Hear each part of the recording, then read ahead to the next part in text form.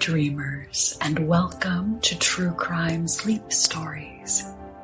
Little old Peachy here. Peachy Death if we're being formal, but we're not. You may have seen me around. If you haven't, you will. I am the smile in the moon's face at night. I am the warm embrace of your lover. I am in hurricanes and ice flows and tragedies and lava lamps. I am the perfumed scent in the ether. I am your new neighbor who works at the dress shop. I am a weaver of stories, and I am the voice that will be lulling you into the gentlest repose. Put your birds to bed, fluff up your pillow, and grab your stuffed snowman. Curl up. Get cozy. We're going on a walk. Unspeakable. Dream all you want, for it is all that you have. I slaughter your children, and I must laugh. Living to bring evil, living just to die. I care nothing for you, or how you cry. Unspeakable. In 1986, 20-year-old Kurt Struebing was known for being a boy in a band. By then, he was part of Enemy, a power thrash metal band, but he had been active in the local metal scene since he was a teenager. We've all known him. Most of us have probably been in love with someone like him. Crazy talented, tortured, creative type. Dreamy. Here's looking at you, Eric Glendy. Kurt started his first band with some high school friends in 1983, a project called Night Prowler that released 2 demos, Eat Death and Back for Seconds. You can imagine the intensity. From there, he went on to form Enemy, and by 1986, their first album, Unholy Death, had been released with plans for a follow-up record already in the works. Tragically, that plan would never come to fruition.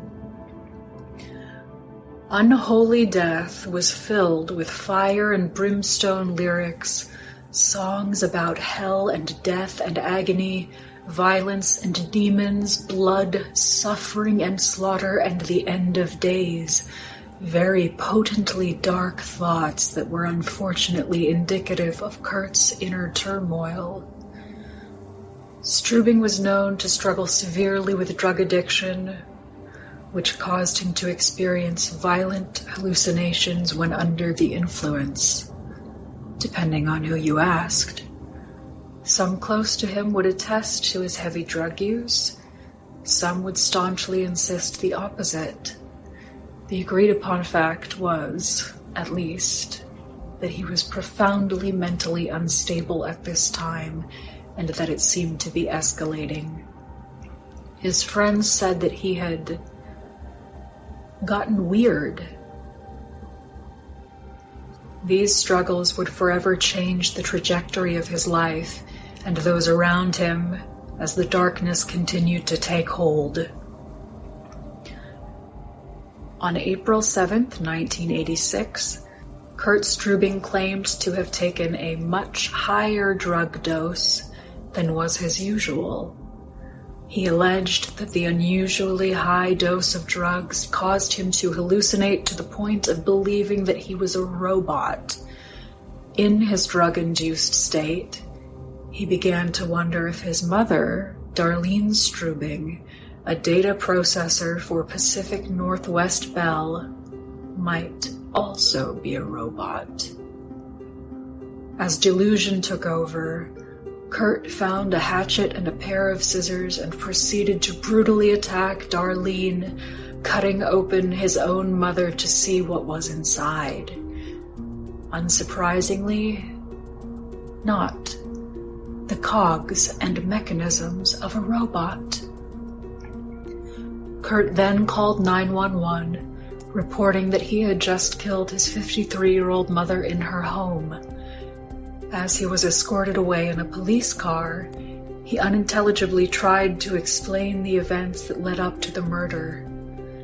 In his own words, "It's been a long night. I just got off from reality. Can I still be an artist?" Police demanded to know why he felt compelled to kill his mother, and Kurt replied, "I just got caught up in everything. I couldn't cry. I learned too late that I could be whatever I wanted to be." Whatever he wanted to be. How did we end up here? Struebing's parents were divorced. He was known to not get on well with his father, but he and Darlene never seemed to have any problems. However, there clearly was a problem with Kurt's mental and emotional state at this time. The signs were there, in retrospect, in the weeks leading up to Darlene's murder.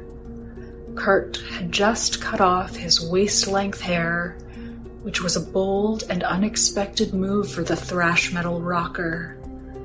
His bandmates said that he was acting strangely, insisting that he could read people's minds. He eventually believed that he might be a robot, and that those around him likely were as well. Kurt accused people of stealing from him, of wanting to do him harm. One friend had rented a carpet shampooer for a project they were working on, and without their knowledge, Kurt drank the entire bottle of carpet cleaner, making himself incredibly ill. His reasoning was that he was trying to clean himself out. He stripped naked and walked home. Kurt was arrested and later pleaded guilty to second-degree murder. He was sentenced to 12 years in prison, though even the prosecution had sought a shorter sentence. As written in the Seattle Times, documents indicated that prosecutors and defense attorneys agreed Struebing was mentally ill, although they differed on whether he was criminally insane at the time of the murder. Both had agreed to recommend an 8-year sentence, but the judge instead handed down a 12-year prison term to be served in the mentally ill offenders unit of the Monroe Reformatory. Struebing was released in 1994, and he would resume a fairly normal life, all things considered. He fell back into his beloved music scene, became a trusted friend and doting father, and figurehead in the local metal community.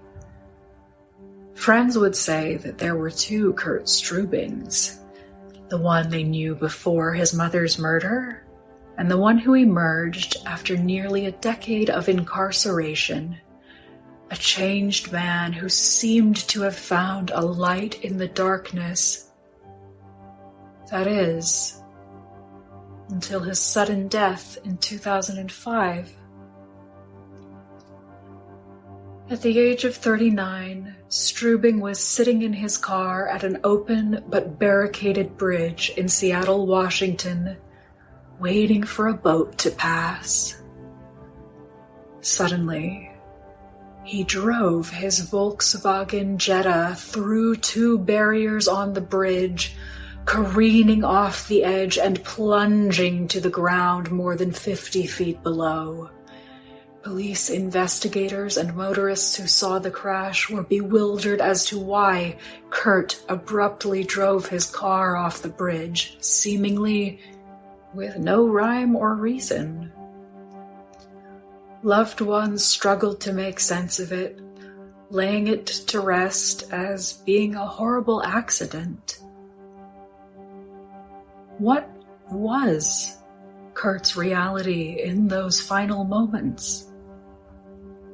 We'll never truly know. Sometimes, I think, the darkness comes back to haunt us. Unspeakable, hiding in the shadows, creeping up on you. Voices from hell tell me just what to do. I split your skull to watch the blood run. Everything's black with death. No more sun. Unspeakable.